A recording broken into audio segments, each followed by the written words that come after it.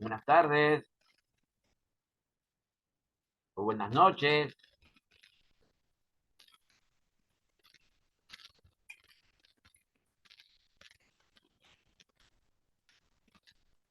Buenas noches. Buenas noches, Frida.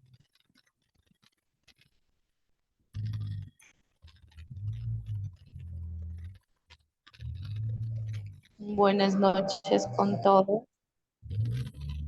Profesor, buenas noches.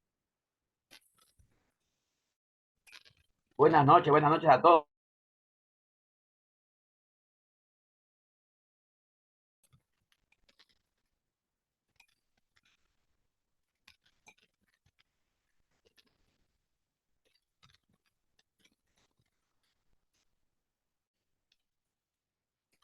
¿Qué han aprendido la semana pasada?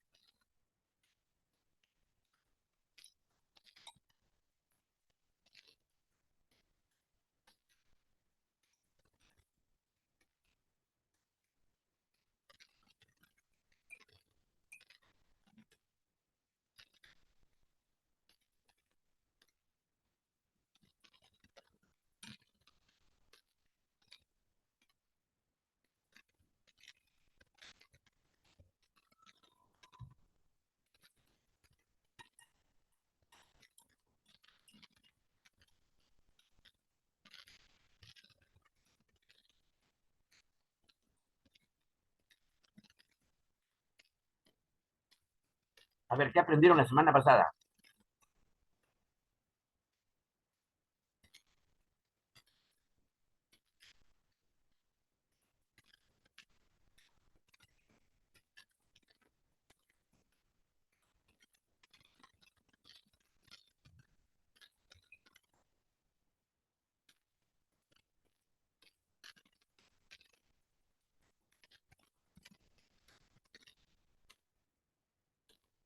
No me digan que no han aprendido nada. Profesor, buenas noches. Sobre Buenas noches, Yolanda.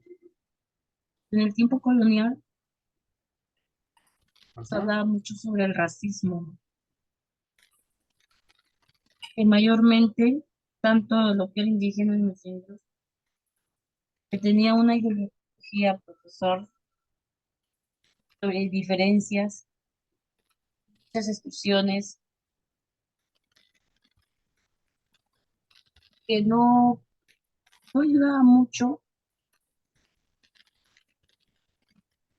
a la unión, Ujú. porque todo era, como mismo lo dice, como todo estaba separado. Indígena a un lado, indios por otro lado, la ciudadanía, que hoy en día ha ido cambiando con el transcurso del tiempo, porque ya no se continúa.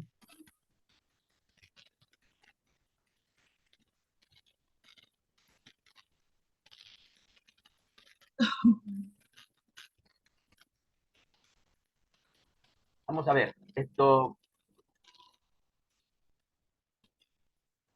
cuando comenzó la República, no había ciudadanos. Era una república sin ciudadanos. Y a pesar de que San Martín, al proclamar la independencia y al aumentarle más palabras en agosto de 1822, digo que los peruanos y peruanas debían de ser considerados ciudadanos, ¿no? Entonces, y después de los negros iban a ser libres a partir de ese día, o los que nazcan eh, en agosto de 1822, 21, 1821. ¿Mm? Pero vamos, ¿alguien más ha aprendido algo? ¿Mm?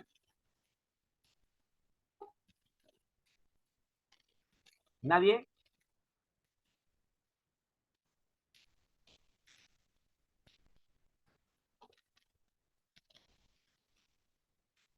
¿Nadie más ha aprendido algo?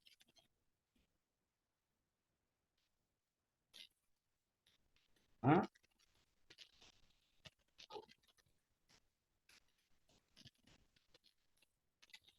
Bueno, vamos a hacer ahora la representación política del Perú, ¿ya? Cómo fue formándose en el Congreso a través de los tiempos, desde 1821, los congresos, ¿ya? Y vamos a ver las polémicas que ahí se trataron.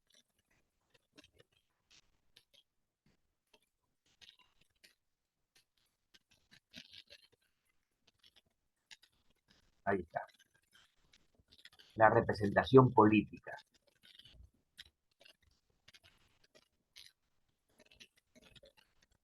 ¿Están listos? ¿Están listas? Sí, profesor. Ya. Pero háblenme, pues, no se queden calladas, no se queden callados. A ver, Profe, buenas noches. Y acá estamos atentos. buenas noches. Estamos atentos, estamos atentos. Ya.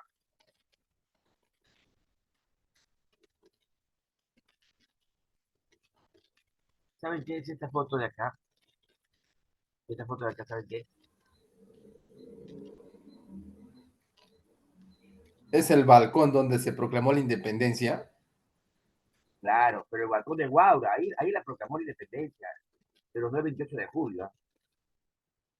Ya, eso fue en Guaura, fue unos meses antes, ¿no? Eso fue en Guaura. Vamos a ver. Eh, los liberales y las vicisitudes del sufragio electoral, las cosas que pasaron para que voten los peruanos. ¿Eh? Y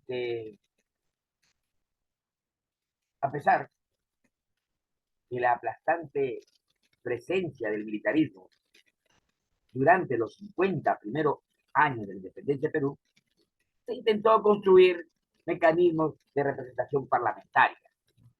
¿Ya? ¿Por qué digo aplastante presencia del militarismo? A ver, díganme ustedes. Puros militares, profesor. ¿Ya? Porque, ¿Pero por qué porque, digo aplastante presencia? porque habían demasiados militares que querían llegar al poder, pues, ¿no? Ajá. ¿O no? ¿Y quiénes eran esos militares? Ay, ¿quién eran los militares?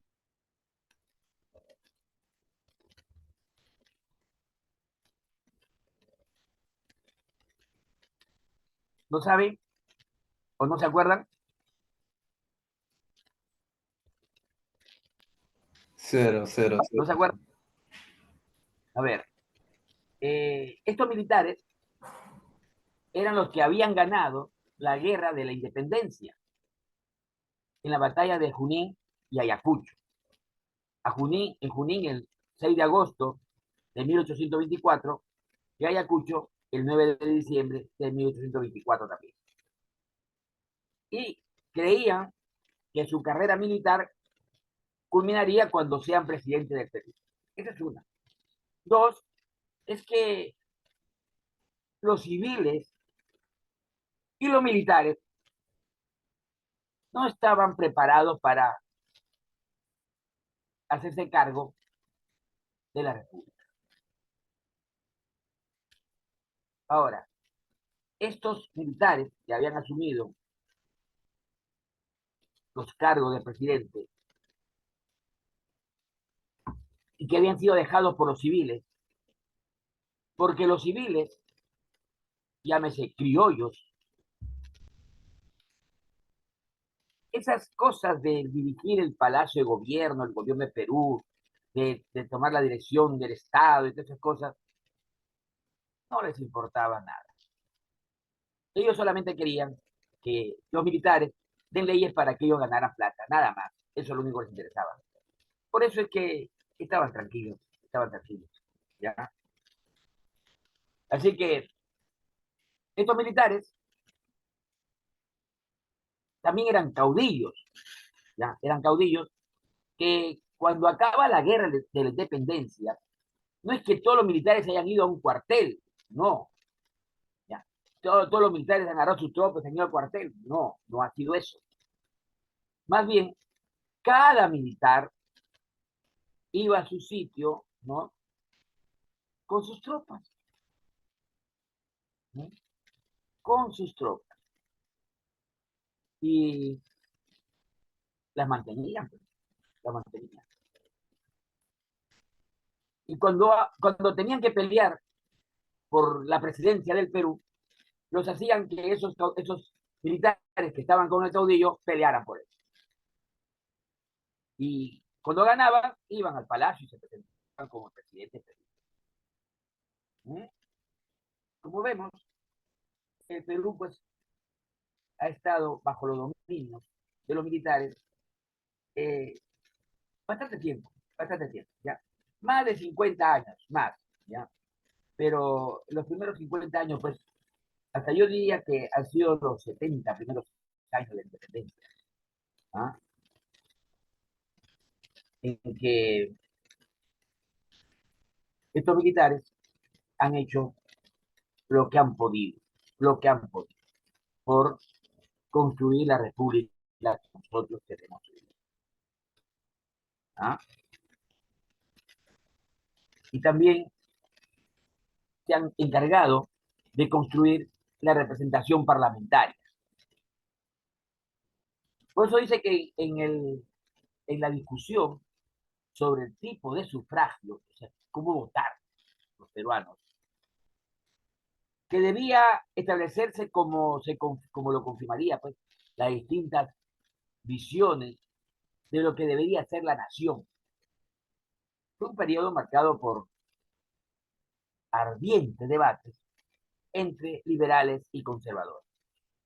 Dígame, ¿quiénes eran los liberales y quiénes eran los conservadores? ¿Ah?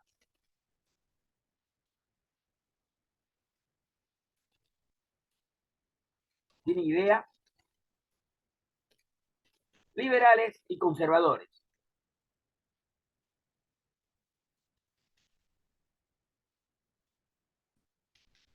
Conservadores y liberales. ¿Qué diferencia hay? ¿Quiénes eran? ¿Mm?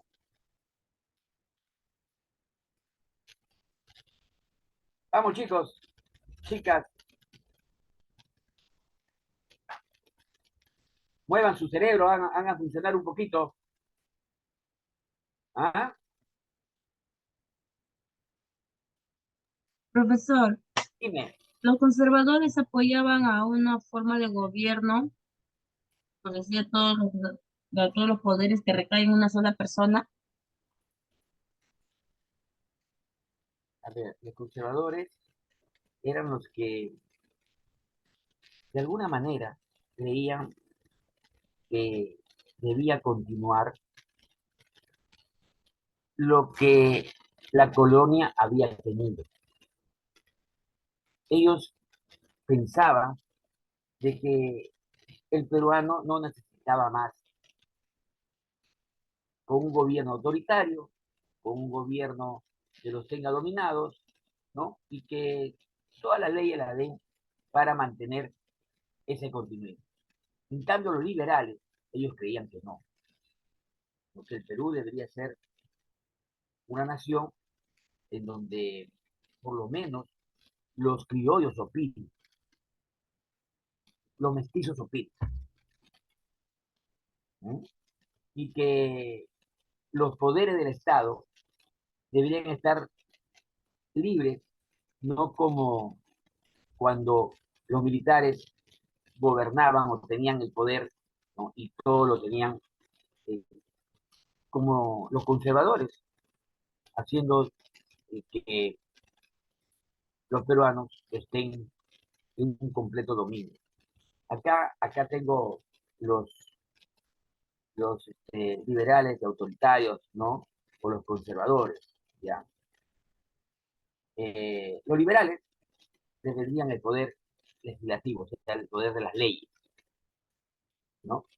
Y ahí tienes a Luna Pizarro, Francisco Javier de Luna Pizarro era un sacerdote, que fue el presidente del primer Congreso Constituyente, ¿no? Él era liberal. González Vigil era otro sacerdote y que él en una discusión puso de moda una palabra, ¿no? Yo acuso, decía él, yo acuso, ¿no? Y acusaba.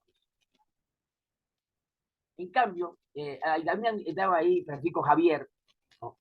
Francisco Javier, estaba Javier Mariátegui, ¿no? Francisco Javier Mariátegui, también era defensor del legislativo, ¿no?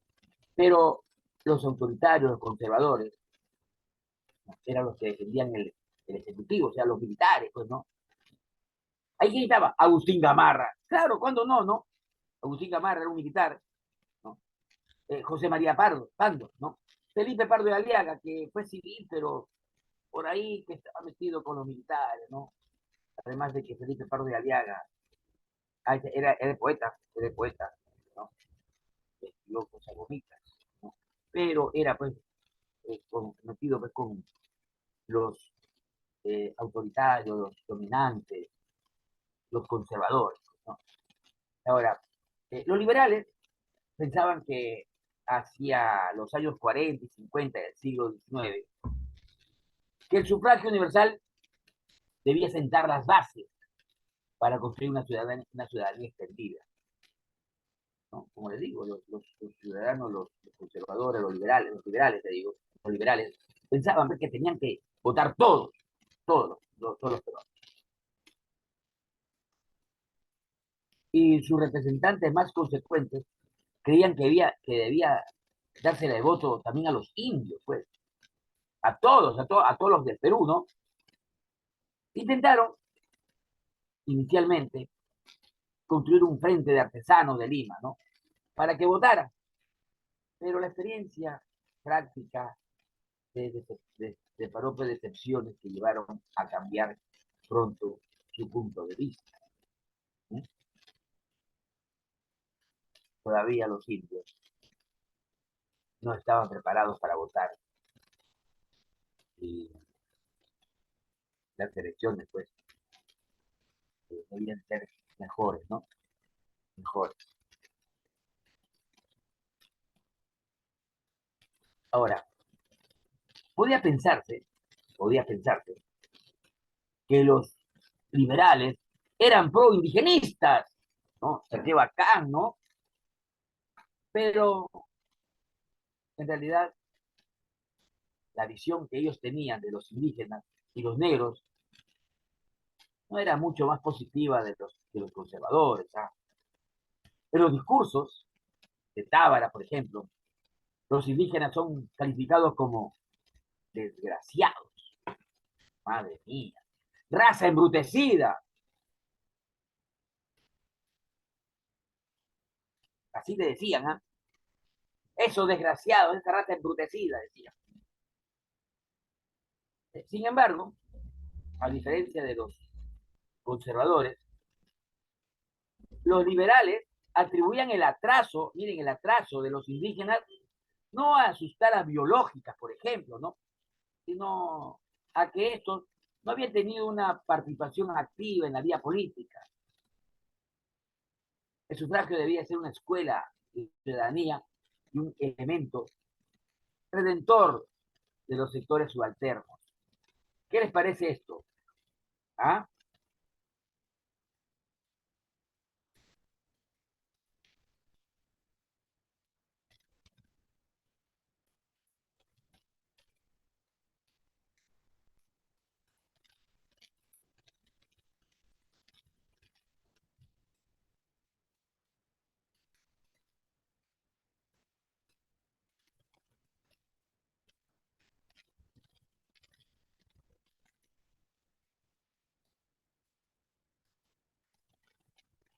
Chicos, escuchan, chicas. ¿Qué les parece esto?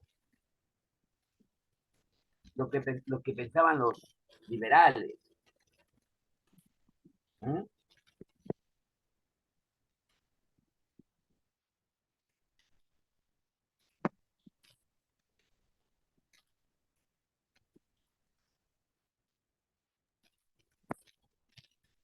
Ítalo, Giseli,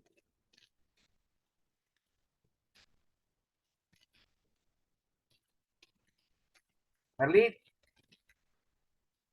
Profesor, dime. Sí, profesor. los liberales, profesor, que, pues la verdad recién conozco más a fondo sobre los liberales y los autoritarios. Pero dándonos cuenta, profesor, que en los liberales nos dice también que tenían el sufragio, que podían también, como dice ahí, ponerse,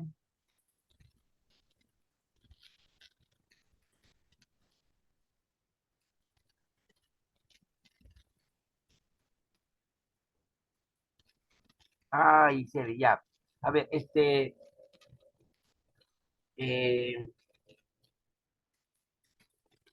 los liberales y los conservadores, por si acaso, eran criollos. Los dos grupos eran criollos, ¿ya? ¿por qué eran, profesor, así? Como, ¿Por qué eran? claro, eran hijos de españoles, eran hijos de españoles, eran los que dominaban acá el Perú, ¿ya? Ellos estaban al mando del Congreso, por ejemplo, ¿no? Habían tenido unos debates, pero en el fondo, como ven acá, era lo mismo, pues, ¿no? ¿Cómo te vas a defender a los, a los indígenas, a los indios, ¿no? Le vas a decir desgraciado, pues, ¿no? O le vas a decir raza embrutecida, ¿no? Eso pues no quepa en ningún lugar.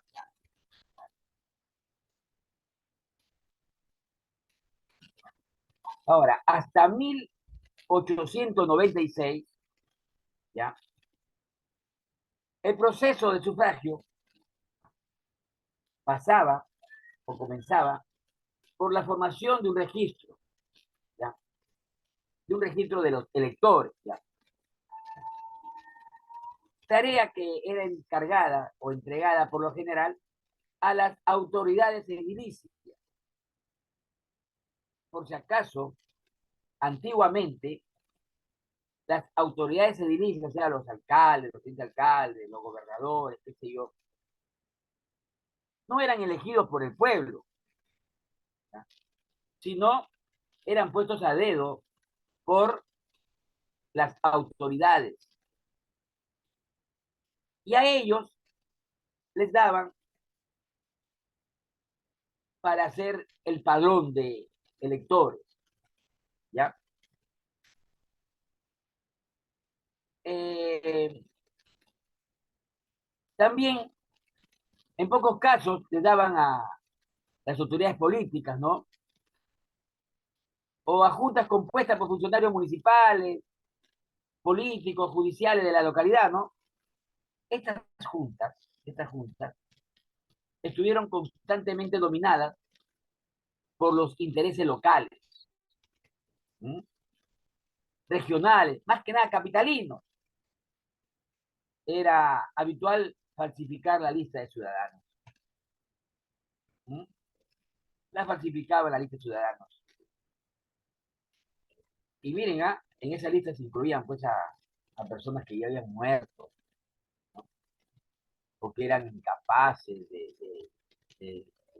por la edad, por ejemplo, ¿no?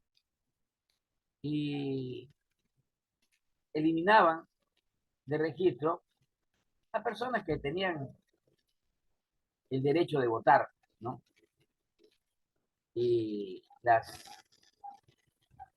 elecciones tenían pues un ritual que combinaba la política y la religión también. Ustedes han visto las fotos, ¿no? Y acá en esta foto grande, ¿no? Hay una, dos, tres, 4 meses de sufragio. ¿Sí? Y que estaban así al aire libre. Uno tenía que ir a votar, ¿no? Pero solamente votaban los criollos. Pues. Los indígenas no votaban nada. ¿Ya? ¿Algo que decirme hasta ahorita?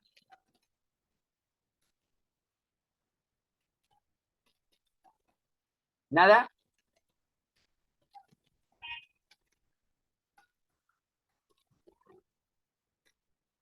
¿Nada? A ver, acá, ya, bien, Giselle, ya siquiera me ha dicho algo, ¿no? A ver, la reacción conservadora, ya, le voy a hacer la reacción conservadora. Este señor que está acá es Bartolomé Herrera, un cura, pero era político, ¿no? Y como cura, era pues un señor que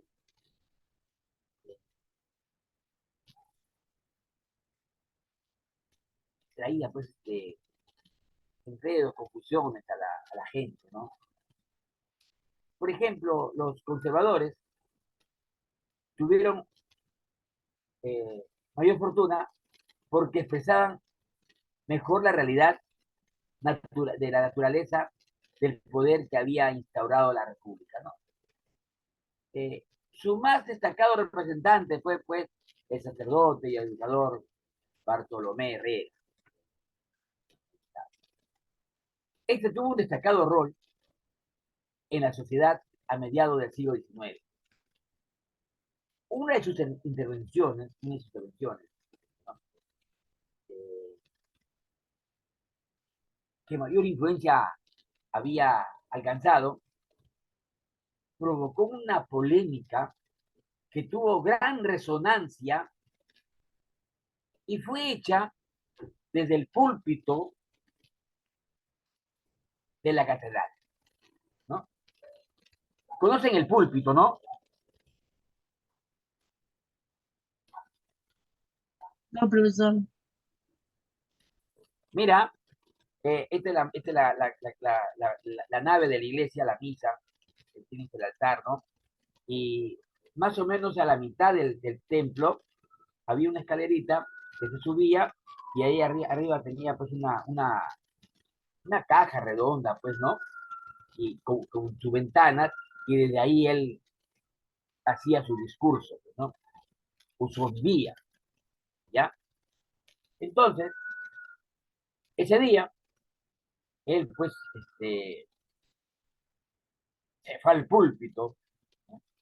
Y en el sermón del 28 de julio de 1846,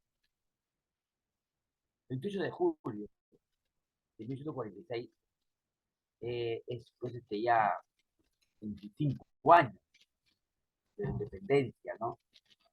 25 años de la independencia. Y ese día, en la Catedral de Lima, en la misa del Te Deum, Dios te damos gracias, ¿no? Y que conmemoraba pues, el 25 aniversario de la independencia del Perú.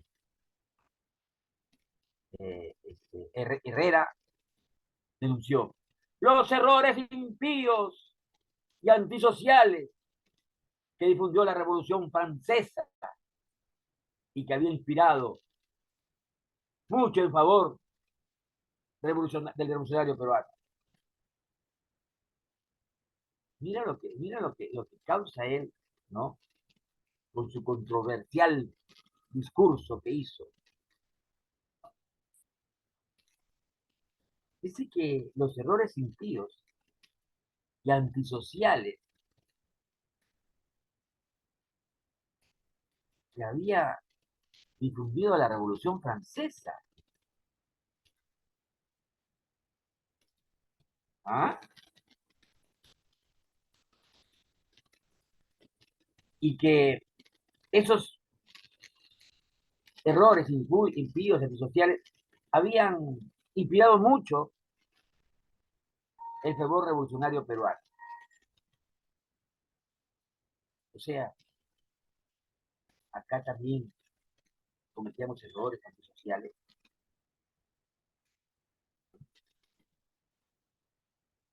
¿Y sabes cuál es el error antisocial que cometió Francia? Que todos los integrantes de su país sean considerados ciudadanos, cosa que acá en el Perú estaba lejos de darles ese título a los peruanos. ¿Ah? Por eso el pensamiento político de Bartolomé Herrera se funda en una visión particular de lo que es la naturaleza, el hombre y las relaciones entre ambos, entre la naturaleza y el hombre. Para él, el origen de la soberanía reside en su naturaleza, que a su vez depende de la voluntad de Dios, de la voluntad divina. Y mira lo que dice.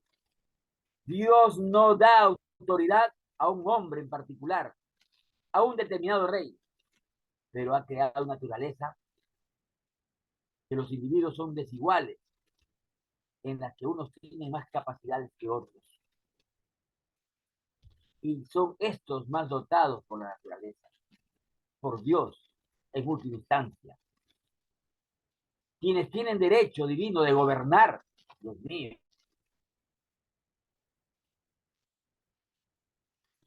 ¿Ah? Y era conservador.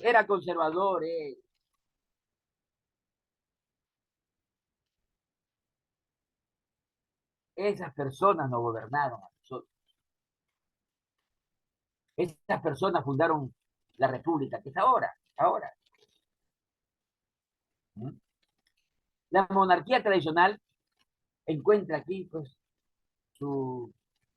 sustituida en su visión por una aristocracia del saber, una élite de la inteligencia. Solamente los más inteligentes, los más sabios, los que saben, tienen derecho a gobernar. ¿Ah? Y uno pobre, ignorante, tiene que hacer la cabeza y decir, sí, señor.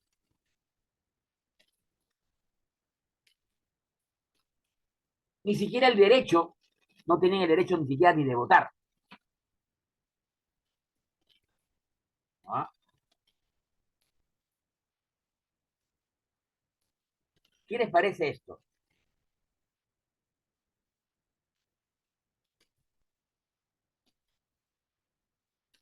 ¿Ah?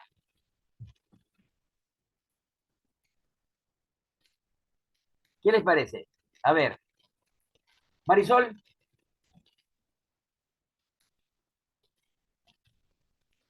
nada.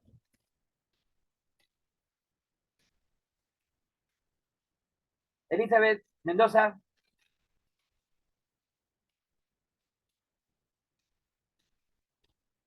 nada tampoco. Maricel Peros,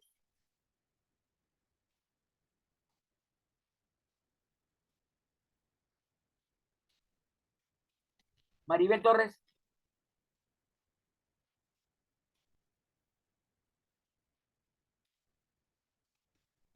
David Llanos. Profesor, A recién ver, activo a ver, mi audio, profesor. a ver. No he podido activar. Recién activo. Dígame, profesor.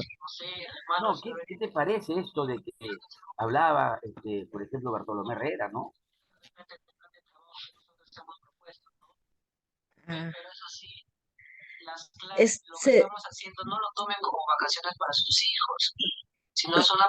se siente entrecortado. Pero a ti se te escucha bien. Solamente te está hablando un radio nomás. No, no es radio, ese es el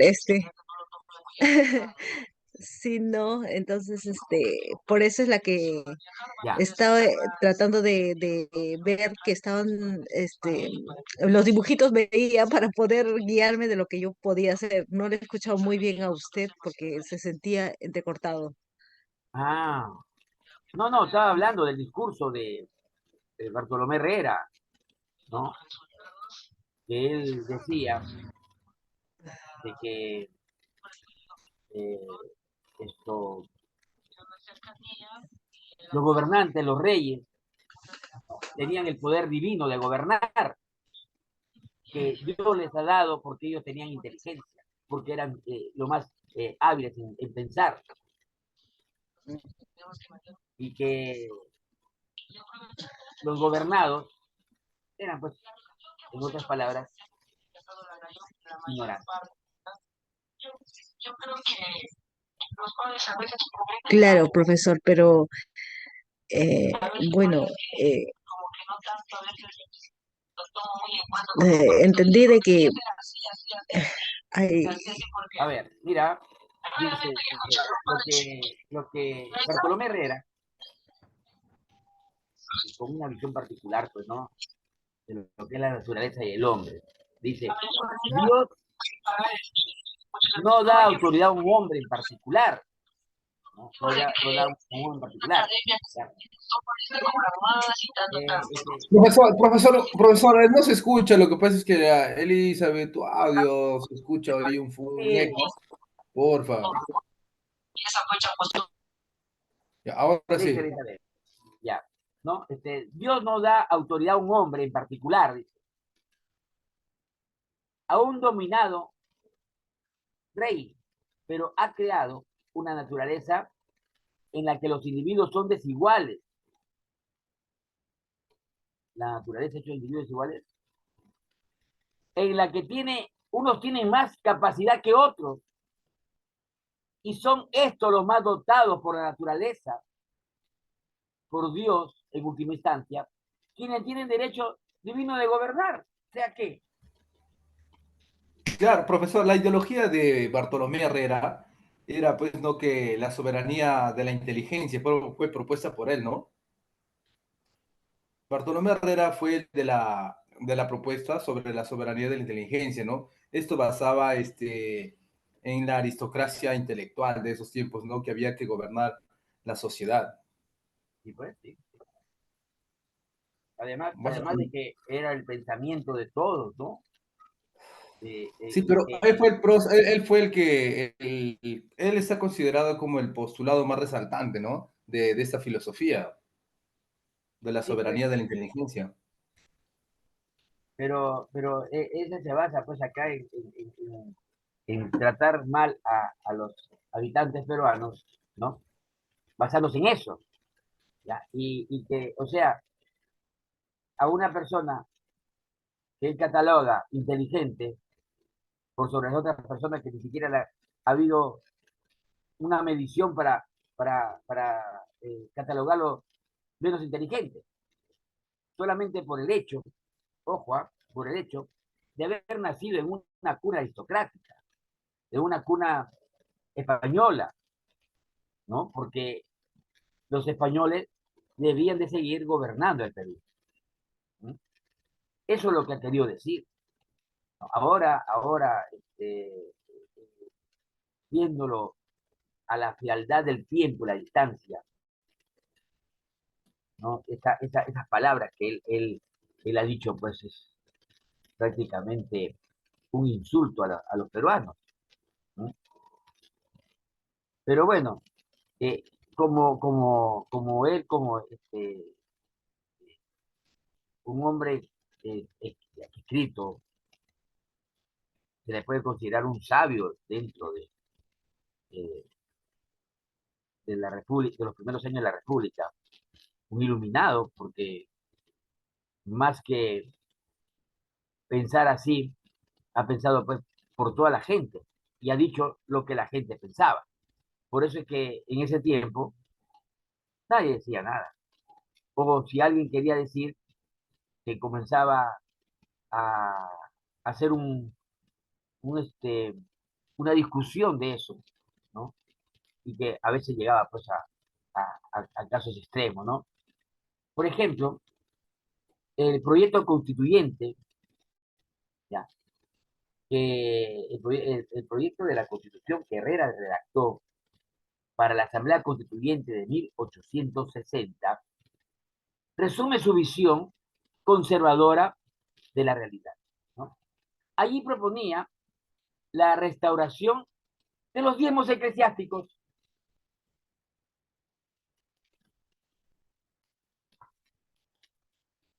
100% conservador. ¿Mm? Los fueros personales. ¿Mm? Los bienes de manos muertas. ¿Ustedes saben que son los bienes de manos muertas? ¿Mm? Eran las propiedades, ¿no? Los bienes, ¿ya?, que tenían las personas y que cuando fallecían pasaban a poder de la iglesia, no de los deudos. ¿Ah? De esta manera, la iglesia se hizo de ingentes cantidades de terreno. ¿Mm? Con esto lo viene de las manos muertas. Pero Dime, ¿quién propuso eso? ¿Quién propuso eso? Bartolomé Herrera, porque Bartolomé Herrera, pues, Bartolomé Herrera era pues diputado, ¿no? Del claro, Congreso en claro, aquellos era pues tiempos. el congresista, ¿no? Claro, era congresista. Bartolomé Herrera trajo también lo que es, profesor, la iglesia, porque ¿qué religión predica, profesor? ¿Solamente catolicismo o qué religiones? A ver, el catolicismo en el Perú ha sido implantado desde que comenzó la colonia, ¿no? En 1532. Hemos visto cómo lo bautizaron a Atahualpa, ¿ya? Y desde ahí se impuso el cristianismo a todos los peruanos. A nosotros nos lo metieron la religión por la nariz, por los ojos, por la boca. Y no podíamos decir nada porque si decían, lo mataban. Tanto así que algunas personas dicen que los españoles trajeron en una mano el cristianismo, la Biblia, y en otra mano la espada, ¿no? O crees o mueres. Así ha sido. Entonces, todos los peruanos se volvieron al cristianismo. Y como resultado vemos eh, manifestaciones religiosas de ese paganismo que tenían antes con el cristianismo que han traído los españoles, ¿ya? Por ejemplo, antes, cuando ellos rendían culto a su Dios, ¿qué hacían? Primero bailaban, fiesta, tomaban, se divertían y las fiestas duraban una semana. Vino el cristianismo y lo mezclaron. Y ahí tiene las fiestas patronales, que viene desde la época de la colonia. Por eso tenemos acá en el Perú, el catolicismo en Perú fue una cosa aplastante que ha durado años, ¿no? Años. Ahora que están eh, queriendo cambiar, que han venido los mormones, han venido testigos de Jehová a Estados Unidos, ¿no? Algunos acá, Madin Perú, como los israelitas, ¿no? O algunos evangélicos, ¿no? Sí. Pero todas estas religiones pues vienen de afuera, ¿no? Más que, más que nada de Estados Unidos, pues, ¿no? ¿Ya? Entonces, eso es lo que han hecho, lo que han hecho ellos acá con, ¿cómo se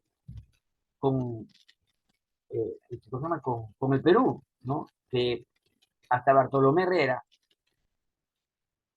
ya quiere dar leyes, ¿no? Y que ahí se uno resume la visión conservadora de la realidad, ¿no? Porque proponen la restauración de los diezmos, ¿sí? Que cada persona dé la 10ª parte de lo que gane. Los sacerdotes le mandaban en esta de los fueros personales, mandaban una lista a las autoridades del Estado para que les manden a las personas para que hagan labor, ¿sí? En la granja, a hacer los mandados, a limpiarle la parroquia, esas cosas, ¿sí? Y los peruanos tenían que ir porque era la ley, ¿sí? Era la ley. Ahora, y apartaba de la ciudadanía los vagos, los militares y policías, ¿no?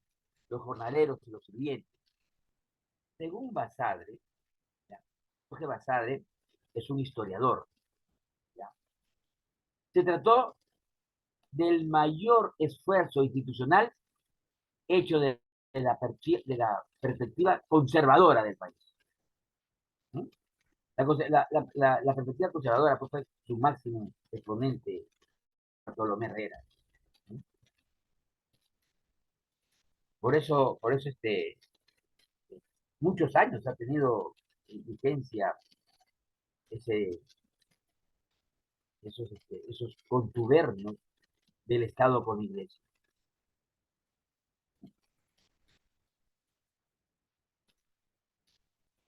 Eh, este, la Constitución que se aprobó fue conservadora, pero la propuesta de Bartolomé Herrera era tan reaccionaria que fue rechazada. Pero el pensamiento de Bartolomé Herrera fue muy influyente entre los intelectuales, pero de la fracción criolla dominante. ¿Sí? Sus posiciones expresaban en buena medida lo que era el sentido común oligárquico. ¿Sí? Aunque su formulación providencialista apenas fue disimuladamente monárquica, hacía difícil defenderlas abiertamente. No se podía. ¿Mm? ¿Qué me dicen de esto? Profesor, ¿y a qué se refiere con el término que no había libertinaje político cuando José, en los tiempos de Bartolomé Herrera? Mira, Bartolomé Herrera ha sido persona influyente en los primeros 25 años de la República, hasta 30 años de la República, ¿ya? Ha sido muy influyente y era de la fase de la facción oligárquica, de la facción que tenía la plata, de la facción criolla, ¿no? Que él podía decir lo que quería, porque captaba el pensamiento de los criollos, ¿no? Por eso dice, el pensamiento de Herrera fue muy influyente entre los intelectuales de la fracción criolla dominante. ¿Mm? Ahí calaba tranquilamente sus palabras, pues, ¿no? Ahora, sus posiciones expresaban en buena medida lo que el sentido común oligárquico, ¿no? O sea, lo que ellos pensaban comúnmente, cotidianamente, aunque su formulación providencialista apenas disimuladamente monárquica, ¿no? Porque no tenía pelos en la lengua para disimular que él estaba pues a favor de que en el Perú gobernar un rey. Él no quería por nada del mundo que gobernaran criollos, pero le ha tocado pues vivir esa época, ¿no? Por eso que eh, cuando él habla las cosas, se hacía difícil pues defenderlas. ¿Mm? Entonces nosotros deberíamos estar agradecidos con Ramón Castilla, entonces, porque eres el que llega con el pensamiento liberal, ¿no? Y ahí se rompe Ya, toda ya, ya, esta... ahorita vamos a llegar a Ramón Castilla, ¿ya? Porque es que Ramón Castilla, claro, Ramón Castilla tuvo un pensamiento más liberal, ¿ya? Ya vamos a llegar ahorita porque después de Piero la viene Castilla, ¿ya? Y Castilla, pues, él, él, él estuvo en Chile y asusó, colaboró en la guerra que le hicieron a la Confederación Perú-Bolivia, a la peruana boliviana, ¿ya? Yo la solamente guerra duró de- 3 años, ¿Eso se llama la Guerra de las ¿ya? Palmas? No, no, no, esa es la guerra ¿qué se llama? De la Confederación Peruana Boliviana, Ah, ya, ya, ya. con, con ¿cómo se llama el general, ¿cómo se llama ay, general boliviano, hombre, que también llegó a ser presidente del Perú, no me voy a acordar, me olvidé ahorita. Pero ahí él quiso hacer la unión de Perú-Bolivia porque fue de ellos, ¿ya? Y Ramón Castilla, pues, se vino para deshacerla con varios peruanos que estaban en Chile y apoyaron a Chile para que deshaga el- la cooperación, ¿no? O sea, también tiene su culpa, su parte de culpa en toda la debacle de Perú esos tiempos, ¿ya? A ver, eh, una clase en apuros, pues, ¿no? Mira, ve, el civilismo, lo que pasa es de que yo les dije que los civiles no tenían ninguna intención de gobernar, ¿ya? Ellos no querían gobernar el país. Dejaban que los militares hagan con tal de que les den leyes para ellos, ¿ya? Pero eh, este, este señor que está acá, Nicolás de Piérola, hasta Nicolás de Piérola, le hace un contrato a la casa Dreyfus, ¿ya? Para venderle el guano de la isla, ¿no? El guano de la isla, ¿ya? Claro. Y se lo dan a él, quitándole lo que ganaban los peruanos, los criollos peruanos, con el guano de la isla. Se los quitaron. Entonces, ellos han visto que cómo es posible de que el gobierno le dé una ley contra ellos y ellos no va a hacer nada. No. Entonces, ahí José Pardo, ¿no? un civil peruano, funda el partido civil. El primer partido político de Perú es el partido civil. ¿Ya? Vamos a ver. La oligarquía no se mostró interesada en participar activamente en la política. Ya está, ya, ahí está. ¿Eh? Mientras sus intereses no fueran afectados. Claro, ¿ya? En realidad, consideraban que la política era un hacer subalterno, una cosa que cualquiera lo podía hacer, ¿ya? Y que era más cómodo contar a los militares que se seducían en el poder, mientras le dejaban las manos libres para mantener sus negocios. Ahí está. Vinculado con la consignación del guano, ¿no? La más importante pues, fuente de riqueza del país, ¿ya? El guano era pues una fuente de riqueza tremenda. Como decir ahorita que el Perú fuera el único país del mundo, ¿ya? Que tuviera petróleo y que todo el mundo va a venir a comprarle petróleo acá.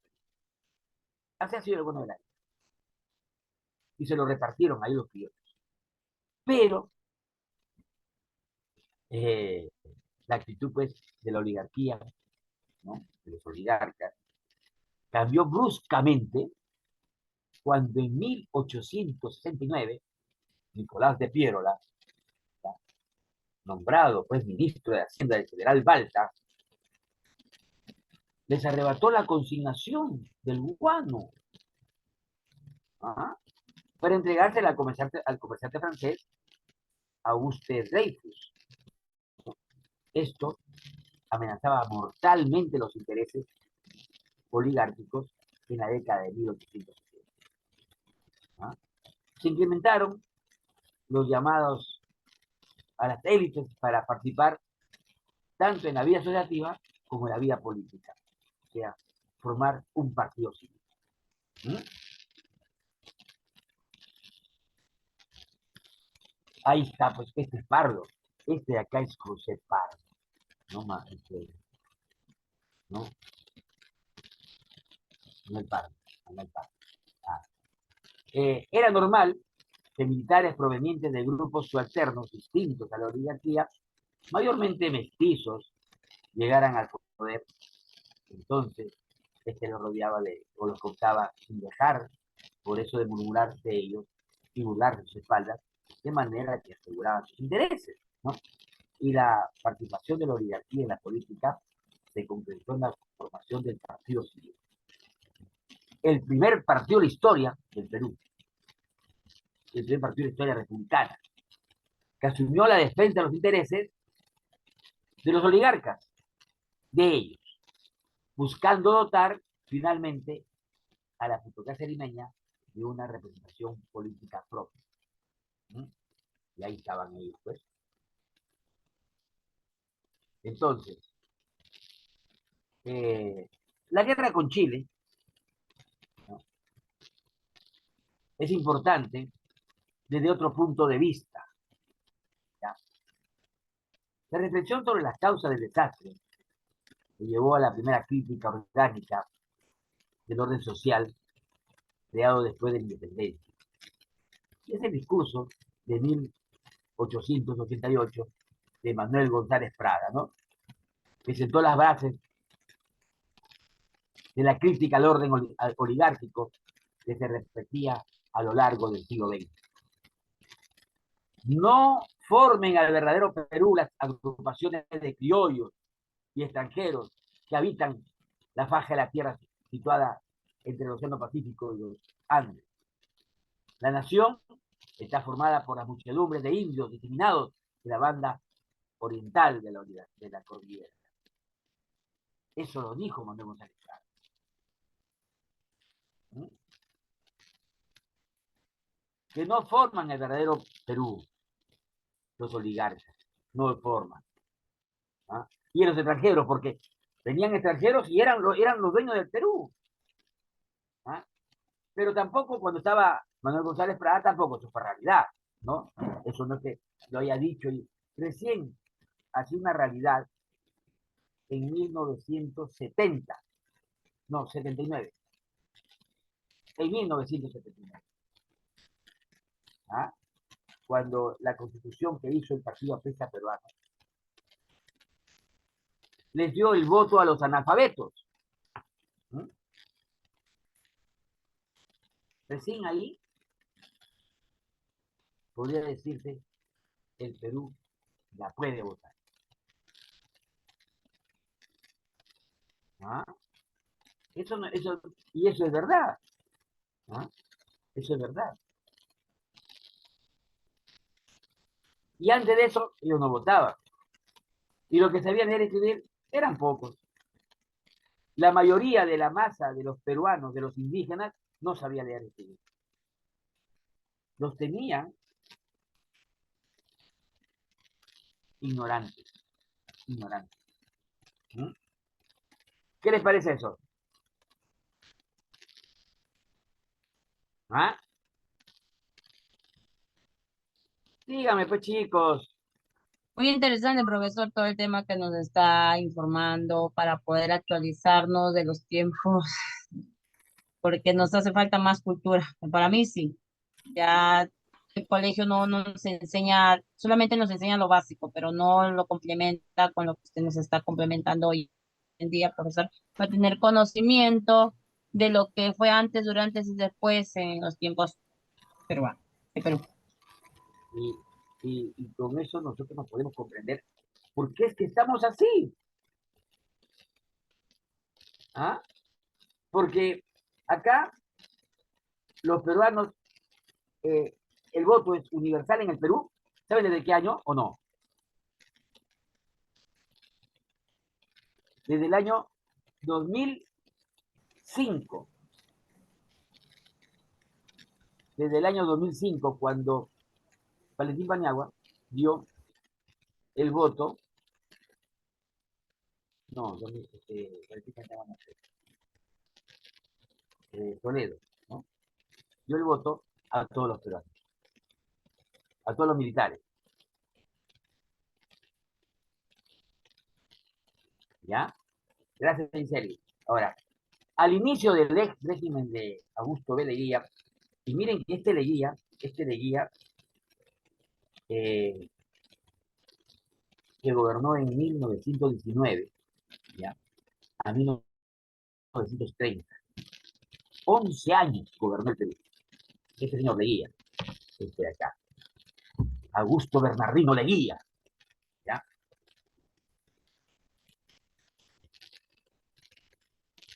Eh, hizo un gobierno, primero buenito, después malo, ¿ya? Y se quedó en el poder 3 veces. Cambió la constitución para poder ser reelegido. Se escapó del Perú. De verdad, esto hizo Leguía. Arregló las fronteras. ¿De quién estoy hablando? Ah?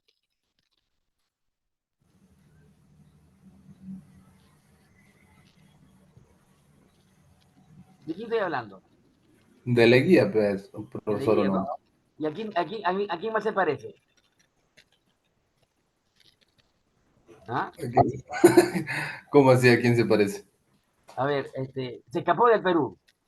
A ¿Ah? Chino, pues.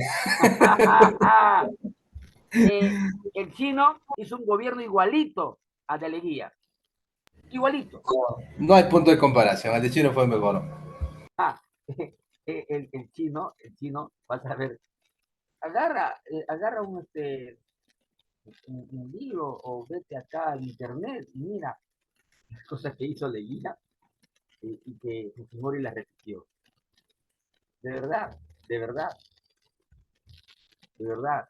Y o sea que hizo un cálculo, sí, pues un cálculo, un cálculo. Solamente que ahí le faltó un año, ya, a Fujimori faltó un año, porque si no se quedaba igual que el Leguía. Se quedaba, se quedaba, se quedaba, se quedaba. Pero fue así son los gobernantes que tenemos. Pues. O sea, mira, al inicio de su gobierno, Leguía existió un indigenismo oficial, ¿ya? Claro, los indios, los indígenas estaban pues reyes con él, ¿ya? Al comienzo, ¿ya? Eh, promulgó en 1920 una ley que reconoció las comunidades indígenas y le había puesto el Día del Indio, ¿ya? El Día del Indio les había puesto a los indígenas, le había puesto el Día del Indio. Y siempre celebraban el Día del Indio. ¿Sí? Le dieron armas pues, para defenderse, no con armas para eh, este, con pistolas, ni fusil, ni nada, ¿no? Sino armas legales para defenderse después de la agresión que cometía el latifundismo, ¿no? Y esto fue consecuencia de la influencia de algunos destacados indigenistas que apoyaban el régimen, ¿no? Como por ejemplo Lebrando Castro, Pozo y José Antonio Encina, ¿no? Al mismo tiempo, consagró la condición de neociudadanos, mira, ni siquiera, ni siquiera dijo son ciudadanos, ¿no? Son neociudadanos, a los indígenas, ¿no? A través de una legislación tutelar de los hechos que colocaba en una condición de menores de edad. Este de acá es un presidente que diga eso, ¿no? Este señor, un buen criollo, como heredero de los latifundistas, porque este señor era pues, latifundista, ¿no? Tenía hacienda, la grande, en el norte. Cayaltí. Otras haciendas que han habido ahí, Chucarapi, Laredo, Cartago, Casagrande, Cayaltí, Tumán, grandes haciendas azucareras. Este era uno de ellos, ¿no? Y les da el título de ciudadanos, ¿ya? De neociudadanos, ¿ya? Pero les da pues en una condición de menores de edad. O sea, un menor de edad necesita que un adulto esté con él para enseñarle las cosas, para decirle las cosas que tiene que hacer en su casa, en todo. O sea, estaba haciendo lo mismo que los españoles, que consideraban a los indígenas peruanos como menores de edad y lo gobernaban. ¿Mm?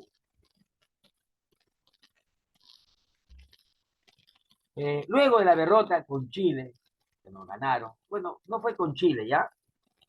Eso me queda de satisfacción, de que no perdimos con Chile, sino perdimos con Inglaterra, ¿ya? Con la pérdida del guano Salitre, porque el guano Salitre se lo quedó Chile, se lo quedó Inglaterra, ¿ya? Se cerraron las posibilidades de que la oligarquía pudiera emprender un proyecto de desarrollo capitalista autónomo. Hay que saber que esto Seguía fue una entrevista de eso, ¿ya? Así como Fujimori, ¿ya? Todo el aparato estatal lo vendió, todo. Él había vendido el petróleo, eh, la Brea y Pariñas, que queda en Talara, a una empresa que se llama la International Petroleum Company, y le había cobrado 50 centavos por barril de petróleo en 1924. Y que eso fue causa, motivo, razón, circunstancia para que después de la UNDE hiciera pues un nuevo contrato a la Dreyfus, ¿ya? Por 50 años más para la extracción de petróleo, pero ¿saben qué? Les quiso cobrar el mismo precio, por 50 centavos por barril. Y los peruanos pues comenzaron a reclamar, ¿no? Se perdió la página 11 que contenía los precios. El general Velasco, ¡guau! Le dio golpe de Estado y ahí quedó. Bueno, esa es otra historia, que también se la voy a decir entre un rato. A ver, eh, los capitalistas peruanos terminaron limitándose a la condición de socios menores de las empresas centralistas, tratando de construir un orden social autoritario que mantuviera los sectores populares apartados del poder. El periodo que va entre 1895, en el año de ascenso de Nicolás de Piérola al poder, y 1919, en que Augusto B. Leguía asumió la presidencia de la República a través de un golpe de Estado, ¿ya? Eh, eh, lo, lo, ahí hubo elecciones, ¿ya? Que eh, eh, él salió elegido, ¿ya? Él salió elegido, ¿ya? Pero le estaban echando la culpa de fraude y decían que no, y dio un golpe de Estado, ¿no? ¿Ya? Entonces, eh, es excepcional en la historia política de Perú ese cargo, ¿no? Porque durante más de 2 décadas se sucedieron gobiernos civiles con una sola interrupción del golpe militar de Bellido, ¿no? Entre 1914 y 1916, que lo hizo el señor, acá está Oscar Rupert, Benavides, general de Benavides, ¿no? Que es el señor Guillermo Belli, ¿ya? Ahora, la reclusión del poder oligárquico, ¿ya? Yoga Monales de indios equivale a decir señores y siervos. En la sierra, el amonarismo estaba firmemente establecido la violencia y la servidumbre favorecían a la expansión del terrateniente sobre las tierras del campesinado. Los grupos de poder local serrano utilizaban el poder estatal en su propio beneficio. Y la oligarquía costeña consentía en la privatización del poder porque, dada la debilidad del Estado central, era conveniente para ella que los comunales encuadraran a la población indígena. Ahí a los indígenas los hacían venir de la tierra, ¿ya? Con las promesas de que van a trabajar, que van a conseguir mejores sueldos, van a poder construir su casa, van a poder su familia, qué sé yo, ¿no? Y se venían, iban a las haciendas y se quedaban encerrados ahí. Entonces, cuando habían elecciones, los gabonales debían recurrir a movilizar a sus indios, pues, ¿no? Para tomar las mesas electorales. ¿No? Y se aprobaban de las ánforas, ¿no? Para imponer sus candidatos, ¿no? Era también habitual hacer votar a sus indios, por sus patrocinados. O sea, en ese tiempo, el indígena peruano era utilizado para sus bienes, pero seguía siendo marginado. Acá muchas personas dicen por qué los indios son resistidos.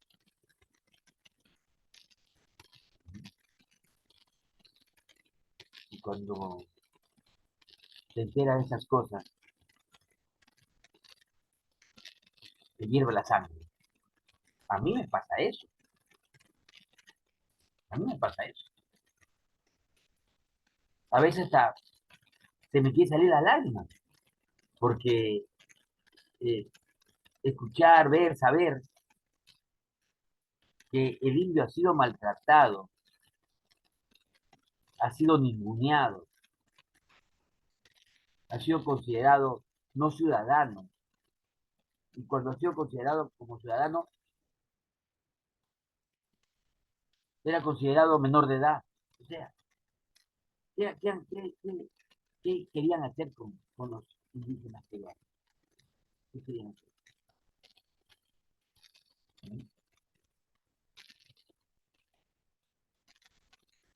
Nos encontramos con que el Perú pues ha sido demasiado permisivo frente a los indios. Porque acá en Lima vivían bien. Hasta 1940, que era la mayor cantidad de gente quedaba en el interior del país. Era más la población andina, la población rural, que la población ciudadana. Ahora, mira cómo es. La tercera parte del Perú se encuentra aquí.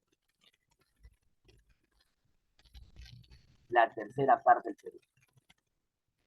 ¿Sí? Y nosotros nos vamos a alimentar con agua con el 1% del Perú. ¿Ah? Imagínate la cantidad de habitantes que tiene Perú, que tiene Lima. Es terrible, terrible. Ahora, para la élite criolla, quienes compartían la visión del mundo, la condición para construir la nación era una desaparición de los indios. Para uno, su término puro y simple era la vía inglesa, ¿no? O la ideación individual de las razas vigorosas, ¿no? Que permitieran superar a las taras biológicas de los indígenas a través del mestizaje biológico. Para otros, la redención del indio pasada por eliminar física y culturalmente. El genocidio físico o el genocidio cultural, en ese sentido común, que ha tenido fuerza, una enorme fuerza en el país, en cierta manera, este programa se ha realizado, se ha observado la continua reducción del peso de la fracción definida como indio que ha producido a lo largo del siglo XX.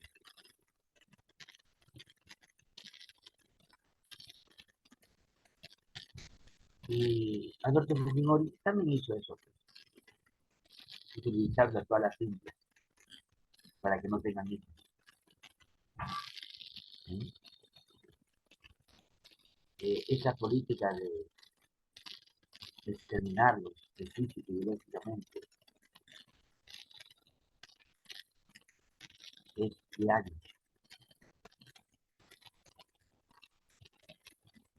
¿No?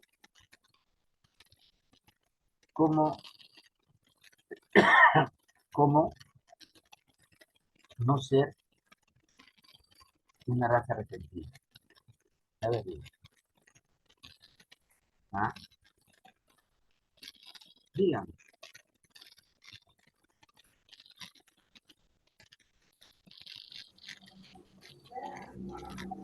¿Ah?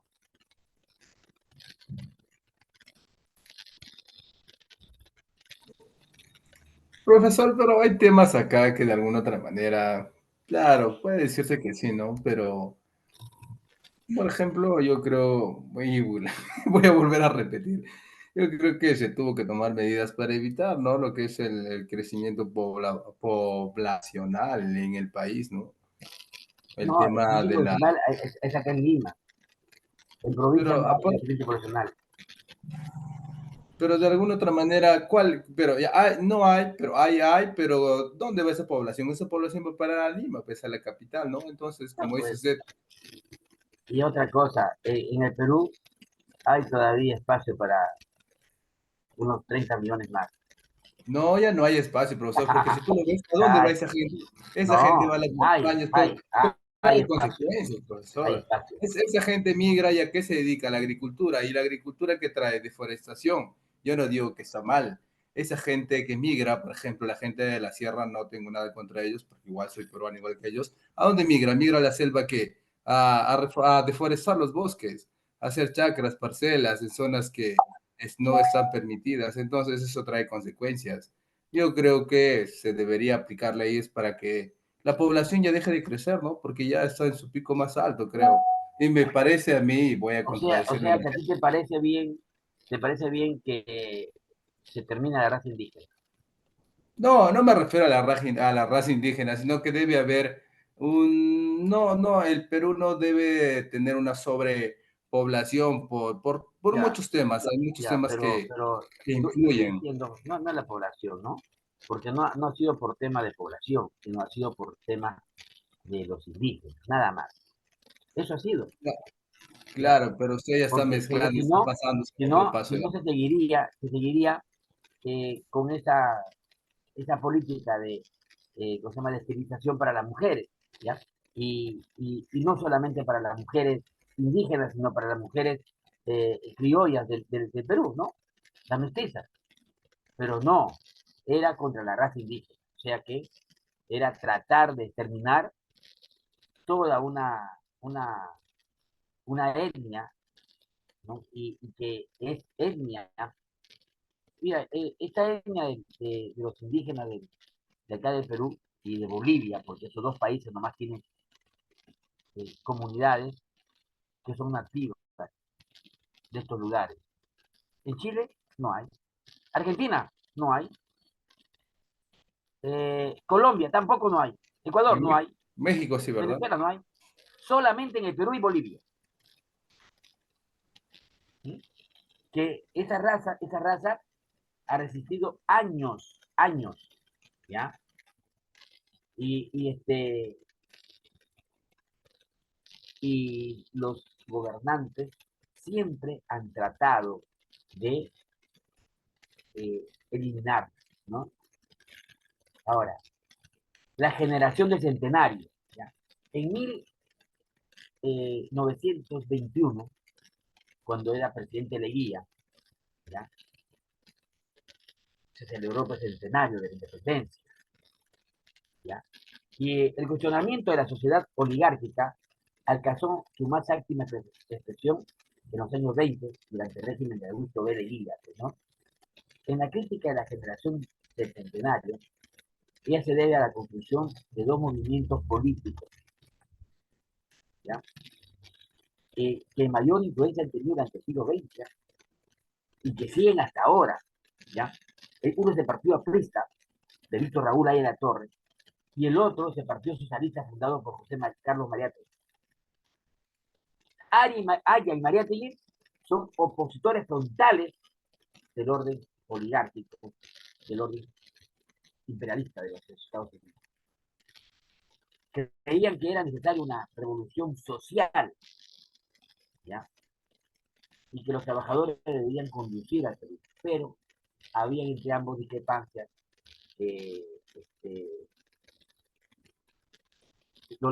Finalmente separados, ¿ya? Porque ellos dos estaban juntos por eso, pero habían pues discrepancias que no podían conciliarse. Entonces, Augusto B. Leguía fue derrocado en 1930 con Sánchez Cerro, que lo derrocó, ¿ya? Había una etapa de intensa agitación. La candidatura de la Torre al poder enfrentó a la de Sánchez Cerro, que gozaba pues, de gran popularidad por haber depuesto pues, al creador de la Patria Nueva, a Leguía, ¿no? Imagínate, sacarlo a Leguía era un triunfo. Era como si Fujimori había sido acá, y lo habían dado golpe de Estado, ¿no? Eh, Era pues un triunfo, ¿no? Aunque ya después habrían dicho, ¿no? Lo que ha pasado. Pero acá, con Leguía, que lo han sacado y que se escapó, se fue para irse en un barco, donde que de barco lo bajaron y lo trajeron a la cárcel, ¿ya? Y ahí se murió, ¿ya? Las elecciones pues, fueron ganadas por Sánchez Cerro por un estrecho margen, pero Ayala Torres no aceptó ese resultado y se declaró presidente moral, ¿ya? Entonces, en opinión de Jorge Basadre, que participó en la elaboración del estatuto electoral, que consagró el voto secreto por primera vez, ¿ya? Se trató de una de las elecciones más limpias de la historia.